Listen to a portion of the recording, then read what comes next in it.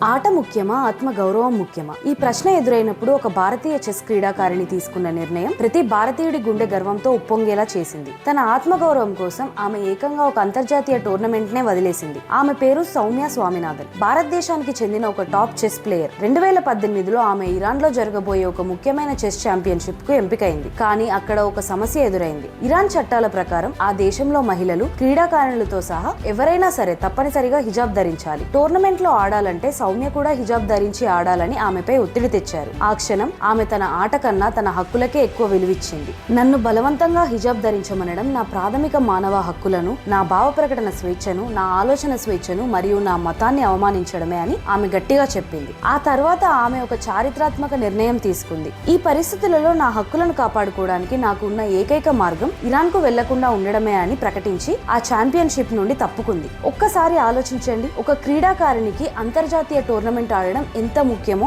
అయినా సరే తన దేశ గౌరవాన్ని, తన వ్యక్తిగత స్వేచ్ఛను తాకట్టు పెట్టి ఆడడం కంటే ఆ టోర్నమెంట్ నే వదులుకోవడం సరైనదని ఆమె భావించింది. ఆమె తీసుకున్న ఈ ధైర్యమైన నిర్ణయంపై మీ అభిప్రాయం ఏంటి? కింద కామెంట్స్ లో చెప్పండి. ఇది కదా అసలైన భారతీయ స్ఫూర్తి అంటే. ఈ ధైర్యానికి సెల్యూట్ చెప్తూ ఈ వీడియోను అందరికీ షేర్ చేయండి. జై హింద్. ఈ విషయం గురించి ఇంకా క్లియర్ గా తెలుసుకోవాలంటే ఫుల్ వీడియో చూడండి.